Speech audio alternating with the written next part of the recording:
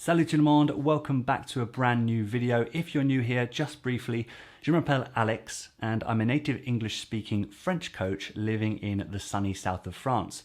Now, today's video is part 3 in a series on the French pronouns en and y.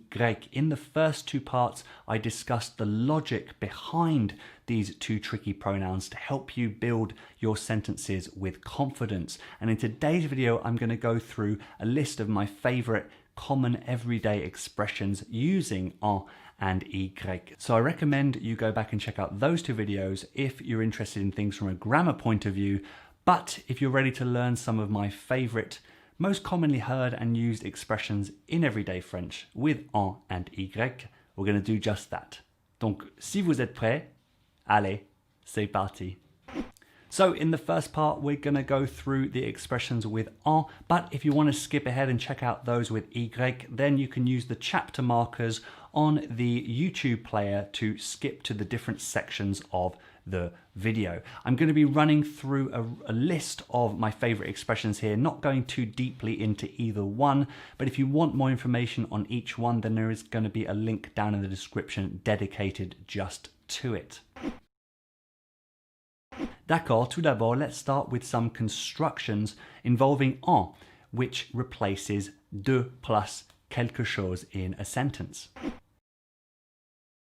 Numéro 1 is entendre parler de quelque chose. Entendre parler de quelque chose. And this is the French way of saying to hear about something or to hear of something. In English, we would typically just have to hear about, so, or hear of. Whereas French, they use the two verbs entendre parler de quelque chose. So if someone says to me, est-ce que tu connais le nouveau film de Scorsese?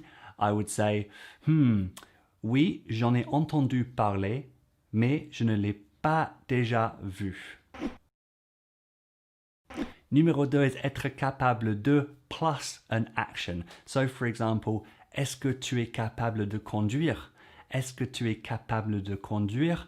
I would say, oui, but the full sentence could be imagined as oui, j'en suis capable. Numéro 3 is être sûr de. Être sûr de, to be sure about something. So someone might say something like, t'es sûr d'être libre demain soir? Oui, j'en suis sûr. And numéro 4 is when we use en with the expression il y a for there is or there are. You can say, il y en a qui disent que Dieu n'existe pas. For example, random example.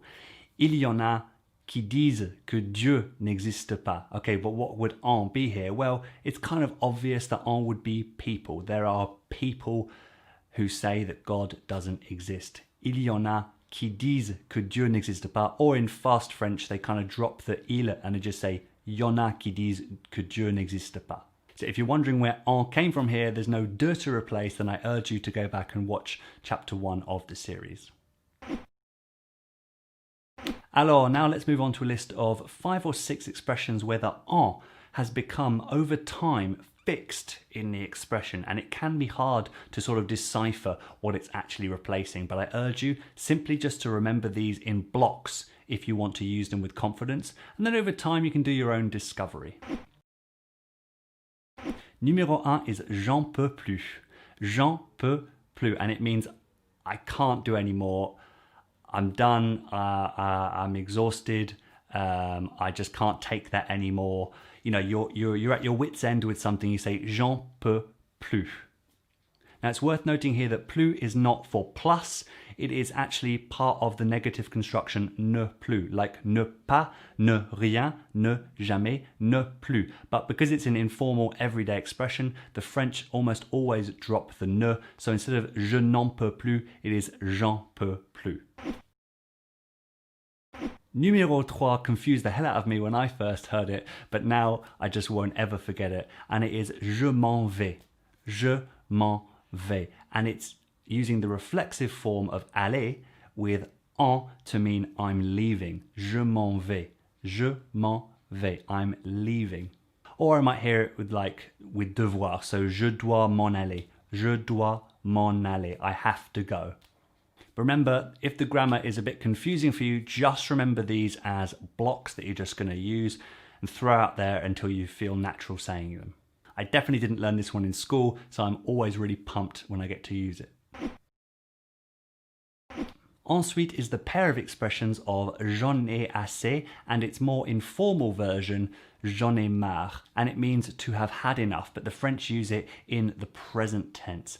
Now here, if you just use it outright, you say j'en ai assez or j'en ai marre, then it's understood from the context what it is you've actually had enough of, but you can qualify it further by adding a de to the end of the sentence and adding on what it is you've had enough of. So you say j'en ai marre de cette vidéo ou j'en ai marre de cette partie de la vidéo. Next up is one of my all-time favorites because it involves a verb that when used without en and outside of this construction means something completely different, and that is vouloir. But when you have the construction of en vouloir à quelqu'un, it actually means to be mad at someone. So for example, I could say I'm mad at you by saying je t'en veux. Je t'en veux. Now, it's easy to think it means I want you, but because of the presence of en, it means I'm mad at you. For example, je sais que tu m'en veux parce que j'ai raté notre rendez-vous. I know you're mad at me because I missed our appointment. And last but not least on this list of expressions where en is fixed in the sentence is to tell someone not to worry. Now you might know ne t'inquiète pas or t'inquiète pas, but there's also ne t'en fais pas. Ne t'en fais pas, or in proper informal French, we drop the ne, so it just becomes t'en fais pas. Now from context, it's going to be understood what en stands for here, but it basically means what you shouldn't worry about. And the most common way of using it is to tell someone not to worry. So, ne t'en fais pas ou t'en fais pas. Don't worry. Ne t'en fais pas si t'en as marre des expressions avec en. Les expressions avec y arrivent très prochainement. Just before we move on to those expressions with y, do consider clicking the like button and subscribing to the channel. It really does help me out a great deal. Okay, moving on. So to do things a little bit differently for this part, let's first look at some expressions where y is more or less fixed in the expression. This first one is one I definitely don't use enough, and it's very short and sweet, and it is ça y est, ça y est, ça y est. And looking online, I found that there was a lot of different ways to use this, but the common ones are to talk about having done it, having made it, having something finally happen. Right, and this can be used in both the negative and the positive. So I can't go through all sorts of different examples about how to use this, but again, a link is in the description below to find some interesting discussion on the topic. But one random example that could be relevant to some of you out there is ça y est, j'ai téléphoné à quelqu'un en français. Imagine it was something you were putting off for a while and it was a big deal, and you say, at last, finally, I made it. I called someone in French. Number 2 is j'y vais. J'y vais. Now you guys probably know that using y to replace a place is very common, but you can also use it just to talk about leaving. So if there isn't a specific place mentioned, maybe you're at a table with friends and you have to leave, you have to go, you can say bon j'y vais, bon j'y vais, and it's understood that it's at least you're leaving, you're going somewhere that's not here, right? So it's similar in the sense of je m'en vais, but it's a bit probably less explicit. You can also say je dois y aller. Je dois y aller if you really want to add in the fact that you are obligated to leave, you have to leave. Numéro 3 is on y est. On y est, and it means we're there. We got there, we arrived, right? You could say on est arrivé, right? But on y est is more of like a statement, more of a one-off expression, like we finally got there.